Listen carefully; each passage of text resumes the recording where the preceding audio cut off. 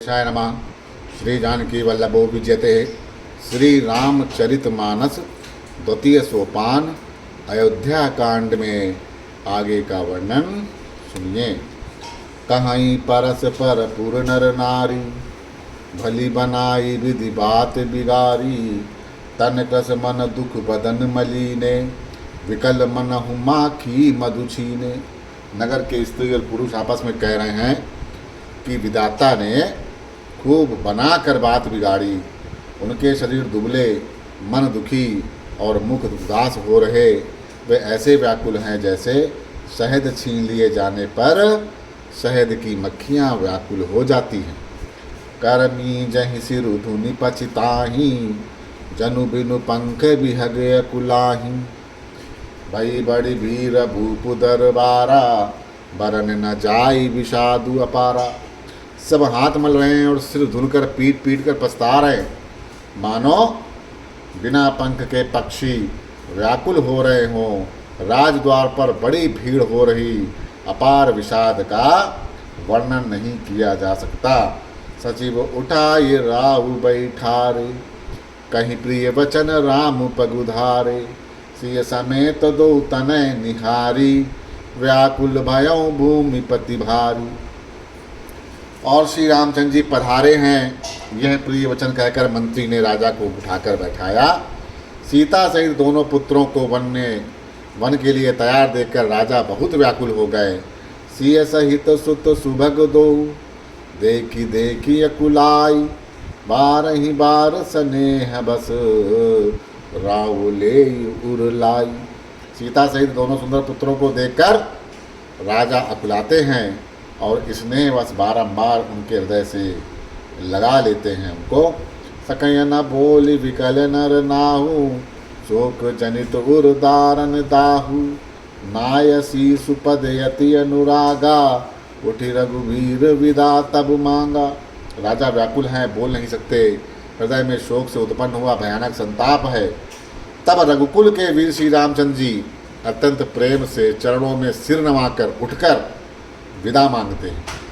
पितु आशीष आयुष मोहि दीजय, हर्ष समय विस्मौ कत कीजय। तात किए प्रिय प्रेम प्रमादु, दसु जग जाय होए अपवादु। हे पिताजी, मुझे आशीर्वाद दो और आज्ञा दो। हर्ष के समय आप शोक क्यों कर रहे हैं? हे तात, प्रिय के प्रेमवश प्रमाद या कर्तव्य कर्म में त्रुटि करने से जगत में यश जाता रहेगा और निंदा होती रहेगी। सुन स्नेह बस उठी नर नाहा, बैठारे रघुपति गही गाहा। बैठारे रघुपति गही बाहा, सुनहु तात तुम कहु मुनि काई। राम चराचर नायक यहीं। यह सुनकर स्नेहवश राजा ने उठकर श्री रघुनाथ जी की बाँह पकड़कर उन्हें बैठा लिया और कहा, ये तात सुनो, तुम्हारे लिए मुनि लोग कहते हैं कि श्री राम चराचर के स्वामी हैं। शुभ अर अशुभ करम अनुहारी, ईसु देई फल हृदय विचारी। करई जो कर्म पाव फल सोई, निगम नीति यस कही सब कोई। शुभ और अशुभ कर्मों के अनुसार ईश्वर हृदय में विचार कर फल देता है। जो कर्म करता है वही फल पाता है, ऐसी वेद की नीति है, यह सब कोई कहते हैं। और करें अपराध को, और पाव फल भोग। अति विचित्र भगवंत गति, को जगु जाने जोग। किंतु इस अवसर पर तो इसके विपरीत हो रहा है। अपराध तो कोई और ही करे और फल कोई और भोग रहा। भगवान की लीला बड़ी ही विचित्र है, इसे जानने योग्य जगत में कौन है? राय राम रख राखन हित लागी, बहुत उपाय किए छल त्यागी। लकी राम रुक रहत न जाने, धर्म धुरंधर धीर सयाने। राजा ने इस प्रकार श्री रामचंद्र जी को रखने के लिए छल छोड़कर बहुत से उपाय किए, पर जब उन्होंने धर्म धुरंधर धीर और बुद्धिमान श्री राम जी का रूप देख लिया तो वे रहते हुए न जान पड़े। तब न पसीय लाई उरलीनी, अतिहित बहुत बात सिख दीनी। कहीं बन के दुख दुसें सुनाए, सासु ससुर पित सुख समुझाए। तब राजा ने सीता जी को हृदय से लगा लिया, बड़े प्रेम से बहुत प्रकार की शिक्षा दी, वन के दुसह दुख कहकर सुनाए, फिर सास ससुर और पिता के पास रहने के सुखों को समझाया। श्री मनु राम चरण अनुरागा, घरुना सुगम बनु विषमु न लागा। और सब ही सीय समुझाई, कहीं कहीं विपिन विपत्ति अधिकाई। परंतु सीता जी का मन तो श्री रामचंद्र जी के चरणों में अनुरूप था, इसीलिए उन्हें घर अच्छा नहीं लगा और न वन भयानक लगा। फिर सब लोगों ने भी वन के विपत्तियों को अधिकता बताकर सीता जी को समझाया। सचिव नारी गुर नारी सयानी, सहित स्नेह कहाई मृदुबानी। तुम कहूँ तो ना दीन बनवासु, करऊँ जो कहाई ससुर गुरु सासु। मंत्री जी सुमंत्र जी की पत्नी और गुरु वशिष्ठ जी की स्त्री अरुंधति जी और भी चतुर स्त्रियाँ स्नेह के समय स्नेह के साथ कोमलवाणी से कहती हैं कि तुम तो वनवास दिया नहीं, तुमको तो वनवास दिया नहीं गया है, इसीलिए जो ससुर गुरु और सास कहें तुम वही करो। सिख शीतल हित मधुर मृदु, सुन शीत हिना सुहानी। शरद चंद चंदनी लगत, जनु चकई कुलान। यह शीतल हितकारी मधुर और कोमल सीख सुनने पर सीता जी को अच्छी नहीं लगती। वे इस प्रकार से व्याकुल हो गईं कि मानो शरद ऋतु में चंद्रमा की चांदनी लगती चकई व्याकुल हो उठती हो। सिय सकुच बस उतरु न देई, सो सुनि तमकी उठी कैकेयी। मुनि पटभूषण बाजन आनी, आंगे धरि भोली मृदुबानी। सीता जी संकोच बस उत्तर नहीं देती। इन बातों को सुनकर कैकेयी तमतमा कर उठी। उसने मुनियों के वस्त्र आभूषण माला मेखला आदि और बर्तन कमंडल आदि लाकर श्री रामचंद्र जी के आगे रख दिए और कोमल वाणी से कहती है, नपहि पान प्रिय तुम रघुवीरा, शील सने ना छाण ही बीरा। सुखत सुजस पर लोक नसाऊं, तुम ही जान बन की है कणकाऊं। हे रघुवीर, राजा को तुम प्राणों के समान प्रिय हो। भीरु यानी प्रेम बस दुर्बल हृदय के राजा शील और स्नेह नहीं छोड़ेंगे। पुण्य सुंदर यश और परलोक चाहे नष्ट हो जाए, पर तुम्हें वन जाने को कभी नहीं कहेंगे। अस विचार सोई करन जो पावा, अस विचार सोई करन जो भावा। राम जनन सिख सुनि सुख पावा, भूपहि वचन बान सम लागे। करही न प्राण पयान अभागे। ऐसा विचार करके जो तुम्हें अच्छा लगे वही करो। माता की सीख सुनकर श्री रामचंद्र जी ने बड़ा सुख पाया, परंतु राजा को ये वचन बाण के समान लगे। वे सोचने लगे, अब भी अभागे प्राण क्यों नहीं निकलते। लोग विकल मूर्छित नर नाहु, काह करी कछु सूझ न काहू। राम तुरत मुनि वेश बनाई, चले जनक जननी सुरनाई। राजा मूर्छित हो गए, लोग व्याकुल हो गए, किसी को कुछ नहीं सूझ पड़ता। श्री रामचंद्र जी तुरंत मुनि का वेश बनाकर और माता पिता को सिर नवाकर चल दिए। सजीवन साजु समाजु सबु, बनिता बंधु समेत। बंद विप्र गुरु चरण प्रभु, चले कर सब ही अचेत। वन का सब साज समाज सजकर वन के लिए आवश्यक वस्तुओं को साथ में लेकर श्री रामचंद्र जी, स्त्री श्री सीता जी और भाई लक्ष्मण जी सहित ब्राह्मण और गुरु के चरणों की वंदना करके सबको अचेत करके चल दिए।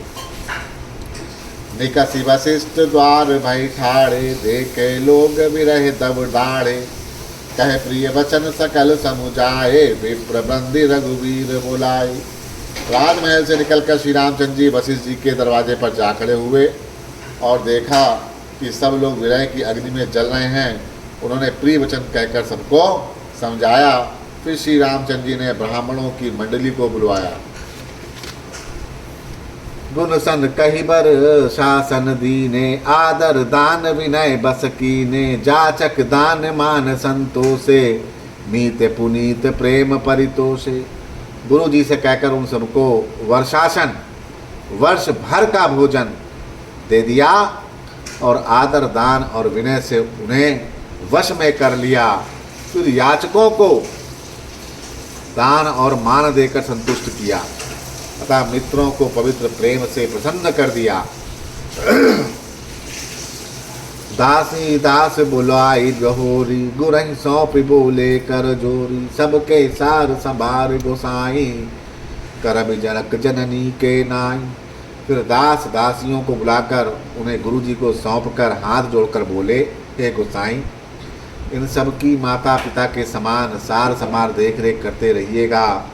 मारई बार जोर जुग पानी, कहत राम सब सन मृदुबानी, सोई सब भांति मोर हितकारी, जयते रहे भुआल सुखारी। श्री रामचंद्र जी बार बार दोनों हाथ जोड़कर सबसे कोमल वाणी कहते हैं कि मेरा सब प्रकार से हितकारी मित्र वही होगा जिसकी चेष्टा से महाराज सुखी रहेंगे। मातु सकल मोरे बिरह, जय न होई दुख दीन, सोई उपाय तुम करहु सब, पुरजन परम प्रवीण। हे परम चतुर पुरवासी सज्जनों, आप लोग सब वही उपाय करिएगा, वही काम करिएगा, वही प्रयास करिएगा जिससे मेरी सब माताएं मेरे विरह के दुख से दुखी ना हो। ऐ विधि राम सब ही समुझावा, गुरुपद पद्म हरस सिरुनावा, गणपति गौरी गिरी सुमनाई, चले असीस पाय रघुराई। इस प्रकार श्री रामचंद्र जी ने सबको समझाया और हर्षित होकर गुरु जी के चरण कमलों में सिर नवाया। फिर श्री गणेश जी, पार्वती और कैलाशपति महादेव को मनाकर तथा आशीर्वाद पाकर श्री रघुनाथ जी चल पड़े।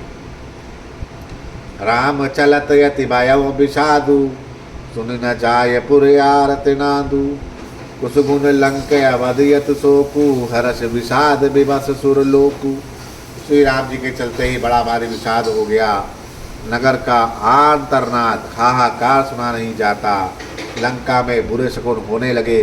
अयोध्या में अत्यंत शोक छा गया और देवलोक में सब हर्ष और विषाद दोनों के वश में हो गए।